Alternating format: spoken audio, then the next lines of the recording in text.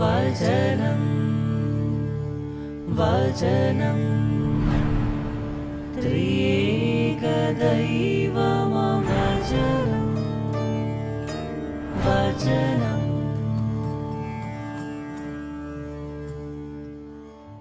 Pax കമ്മ്യൂണിക്കേഷൻ്റെ എല്ലാ പ്രേക്ഷകർക്കും ശ്രോതാക്കൾക്കും ഉയർപ്പ് തിരുനാളിൻ്റെ എല്ലാവിധ ആശംസകളും ഞാൻ നേരുകയാണ്.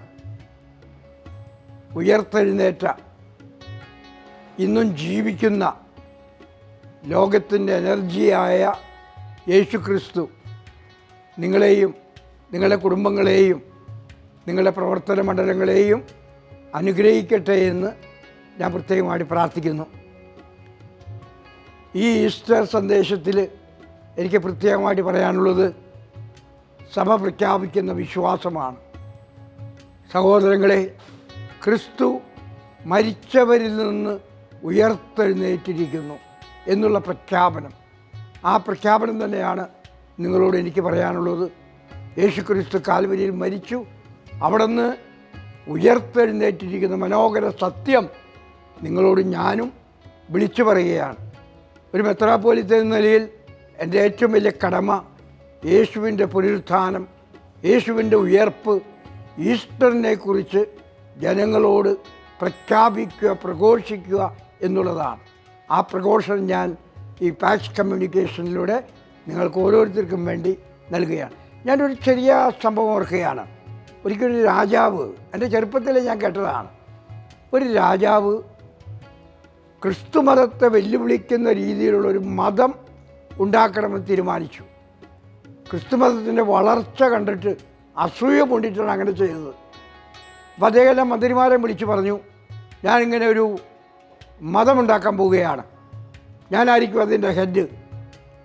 മന്ത്രിമാരെല്ലാവരും പറഞ്ഞു അത് വളരെ നല്ല കാര്യമാണ്, മന്ത്രി ഞാൻ അനുകൂലിക്കുന്നു എന്ന് പറഞ്ഞു. പക്ഷെ അവരിൽ വളരെ പ്രായം ചെന്ന ഒരു മന്ത്രി രാജാവിനോട് പറഞ്ഞു, രാജാവേ, അങ്ങ് എടുത്ത തീരുമാനം വളരെ നല്ലതാണ്. എനിക്ക് പറയാനുള്ളതാണ്, അങ്ങ് യേശുക്രിസ്തു ചെയ്തതുപോലെ 3 വർഷം ഈ രാജ്യത്തെ എമ്പാടും നടന്നുകൊണ്ട് രക്ഷയുടെ സുവിശേഷം പ്രസംഗിക്കണം, മനുഷ്യന് നല്ല സദ്വാർത്ത നൽകണം. അത് കഴിഞ്ഞ് 3 വർഷം കഴിയുമ്പോൾ ഞങ്ങളെല്ലാവരും കൂടി താങ്കളെ ഒറ്റിക്കൊടുക്കുകയും താങ്കളെ ഒരു കുരിശിൽ തറച്ച് കൊല്ലുകയും ചെയ്യും. ഞങ്ങൾ താങ്കളെ കൊണ്ടുപോയി അടക്കം ചെയ്യും. ആ കല്ലറയിൽ നിന്ന് വിജയശ്രീ ലാളിതനായിട്ട് അങ്ങ് ഉയർത്തെഴുന്നേൽക്കണം എന്ന്. രാജാവ് അത് കേട്ട് ഞെട്ടിപ്പോയി. രാജാവ് പറഞ്ഞു, മരിക്കാൻ ഞാൻ തയ്യാറാണ്, നിങ്ങളെന്നെ കൊന്നോളൂ, എൻ്റെ പേരിലൊരു മതം ഉണ്ടാവുമല്ലോ, പക്ഷെ ഉയർത്തെഴുന്നേൽക്കുക എന്ന കാര്യം എനിക്ക് സാധിക്കില്ലല്ലോ, ആ ദൈവത്തിനല്ലേ സാധിക്കുള്ളൂ. അപ്പോൾ ആ മന്ത്രി പറഞ്ഞു, രാജാവ്, ഇതാണ് ക്രിസ്തുമതവും നിങ്ങളുണ്ടാക്കാൻ പോകുന്ന മതവും തമ്മിലുള്ള വ്യത്യാസം. അവിടെ ഉയർത്തെഴുന്നേറ്റ ക്രിസ്തുവുണ്ട്, അവിടെ ഇന്നും ജീവിക്കുന്ന ക്രിസ്തുവുണ്ട്, അവിടെ മൃതനായ ക്രിസ്തു ജീവിച്ചിരിക്കുന്നത് പ്രഖ്യാപനമുണ്ട് എന്ന്. പ്രിയപ്പെട്ടവർ, ഇതാണ് ക്രിസ്തുമതത്തിൻ്റെ അനന്യത, ക്രിസ്തുമതത്തിൻ്റെ നിസ്തുലത എന്ന് പറഞ്ഞാൽ അവിടെ ഉയർത്തെഴുന്നേറ്റ ക്രിസ്തുവുണ്ട്, ഇന്നും ജീവിക്കുന്ന ക്രിസ്തുവുണ്ട്. ഈ ഒരു വിശ്വാസമാണ് നമ്മൾ വിശ്വസിക്കുന്നത്. അതുകൊണ്ടാണ് വിശുദ്ധ പൗലോസ് പറയുന്നത്, ക്രിസ്തു മരിച്ചവരിൽ നിന്നും ഉയർത്തെഴുന്നേറ്റിട്ടില്ല എങ്കിൽ ഞങ്ങളുടെ പ്രസംഗം വെറുതെയാണ്, നിങ്ങളുടെ വിശ്വാസം വൃഥാവിലാണ്.